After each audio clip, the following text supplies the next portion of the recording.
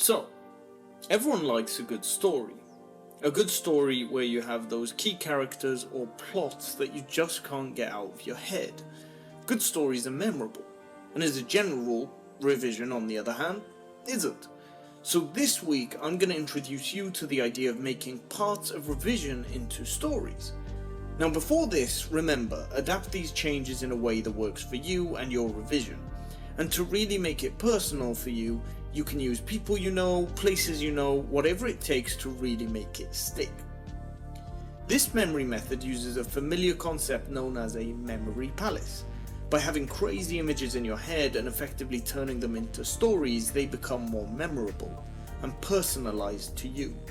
By using this creative approach and making learning come to life, you can hopefully have endless things that become easier to remember because of the stories they've been associated with. Now, a common issue is that creativity can take time, and hopefully, for some things at least, that's where I come into it for the pharmacy folk out there. Starting with a medicine you should all be familiar with, Acetaminophen. C for what? Okay, you might know it as Paracetamol, and to make this more memorable, we're going to use a famous terrible joke that will hopefully stick in your head, and you might hate me for it, but hopefully you'll thank me later. Why are there no painkillers in the jungle? Because the parrots ate them. So from now on, when you think of this medicine, Paracetamol, you need to think of a greedy parrot that eats everything, like so. And now to make it personal. This greedy parrot shows up at your door. You look through the keyhole or use those cool doorbell camera-like things just to see who's there, and like anyone who's trying to figure out what's going on before letting anyone intruder into your home, you want to know why they are there. Now you're thinking you have no food to offer and you weren't planning to be eaten out of house and home today, and you've also been in a lot of pain recently. Headaches, muscle aches, toothache, backache and a high temperature. You recently had a vaccine as well and had some reactions to it, so basically you're in pain. The last thing you need is this hungry parrot at your door. To your surprise, the parrot starts talking, explaining his family roots. His aunt Ick is a pirate, she's antipyretic, and the parrot's uncle, ironically named Sick, is an analgesic. The family have special abilities to help the sick, so he explains to you how he learned from them to work out ways to cool the body and change how the body senses pain. Now at this point you're intrigued, so you let him come in. You indicate to him to go straight to the living room in your home. Greedy parrot or not, you're in pain with a fever, so what harm can he possibly do? And the food can wait.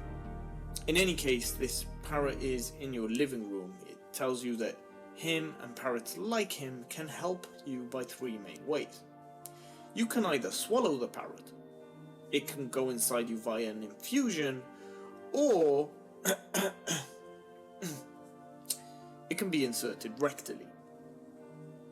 Now of course you're shocked as to what this parrot is going on about, and this escalated quite quickly, but it seems unfazed and genuine. It says that he and others like him can take different forms, such as tablets or capsules, liquids or suppositories, because it understands that people have different needs for it to help. You then start to realize that for someone like your 3-month-old child who won't take anything orally, the rectal form may be more appropriate, or for someone like your friend who was recently quite sick in hospital, having it via an infusion can help. He also goes on to explain that how much of him you take depends on what you need him for, and also depends on age. And in most cases, you can take more of him every 4 to 6 hours. There's also a maximum limit of how much of him you can take in a day as well. So the parrot tells you that the amount of him you can get in any one time varies. He's readily available in many shops to buy in some forms, but the quantities you can get are limited. You can also sometimes have more of him in a pharmacy, and if there's even more needed at any one time, you'd need prescriptions for those. Here's a great time to shamelessly link a previous video so that you know more about prescriptions. Okay, so now he's briefly told you what he does. He's sold the idea to you that he can help. You misjudged the parrot thinking it was greedy, so you guiltily take him out of the living room into your kitchen. This parrot is of an adult of legal age. You start by offering him a drink. His eyes widen. He looks kind of serious. He doesn't get on with alcohol. The main thing is that both the parrot and alcohol can have similar pretty bad effects on the liver when either of them are taken excessively. So if you already have a bad liver, it's a no-go. So the parrot is in the kitchen being cautious, giving you words of warning. If you've had issues with chronic alcohol consumption, chronic dehydration, or chronic malnutrition, have had more than the limit of parrots over the last 24 hours, or have been taking parrots long term, then there's a word of warning there. The parrot tells you that liver damage, and less often kidney damage, can occur if you ever take too many parrots. You start to then feel a bit nauseous and feeling like you're gonna be sick when he says this. The parrot looks a bit concerned, as those are the only early poison features, but they usually settle within 24 hours. If it goes beyond this, there might be a problem, but that's for another day. So after all that, the parrot didn't even eat anything. You misjudged him. He's not a greedy parrot at all. He's just misunderstood. Now your baby from the earlier is crying, and you still feel bad, so you go up with the parrot to the baby's room. You're really feeling bad and apologizing. The parrot indicates no harm done.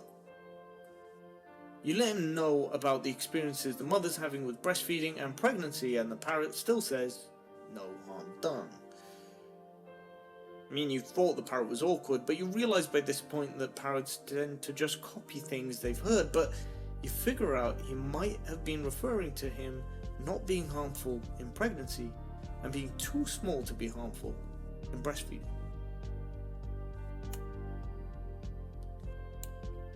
So, you've just met a parrot who's been to 3 rooms in your house. Other than that being kind of disturbing, how much of that story do you remember? Let's recap how the story can help with learning by breaking it down into the different phases that the parrot was in.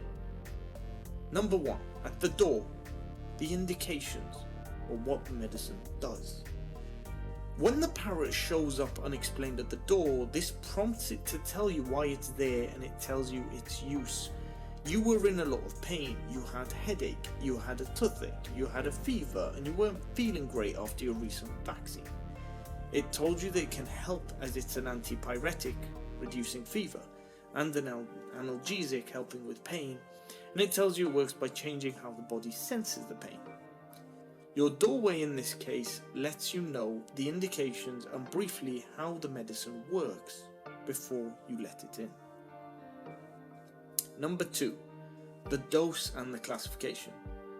So you've taken the parrot from the doorway into the living room.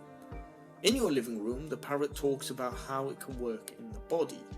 In this case, orally, rectally, or by infusion. It also talks briefly about dose and frequency, as in how it can be taken for each condition and how frequently. Now, for the purposes of this video, because paracetamol has quite a lot of variable doses by age, we just mentioned that they are usually taken every 4 to 6 hours without specifying the particulars. He tells you that he's often available as a medicine in most places, depending on the quantity needed and the form, with higher amounts sometimes obtainable from a pharmacy. That indicates there is a GSL medicine available in higher quantities as a P medicine in general, depending on the form. Another shameless link to a video that does mention the classifications briefly. Number 3, cautions or contraindications. So this happened in the kitchen when you offered him a drink. He tells you he has a clash with excessive alcohol. Both in excess can cause damage in the liver. So he mentions caution with chronic alcohol consumption, chronic dehydration or chronic malnutrition, and to check if you've had too much paracetamol over the last 24 hours or have been taking paracetamol long term. Hepatic or liver, and less commonly renal or kidney damage can happen if you take too much paracetamol. The only early poisoning features are nausea and vomiting, which usually settle after 24 hours, and if it doesn't settle after then, there may be an issue, and that's when the other effects can occur. Then you go on to number 4, which is pregnancy and breastfeeding. So when going to the baby's room after feeling like you misjudged the parrot, he tells you no harm done. What this was meant to indicate in the baby's room was that pregnancy is safe, and in breastfeeding the amount is too small to be harmful. Anyway, that's all for now. I hope you found it useful. So please do let me know your thoughts on what works well for you, so hopefully we can make the whole learning process a better experience. As always, if you liked this video, please do like, share, comment and subscribe, and hopefully I'll see you soon.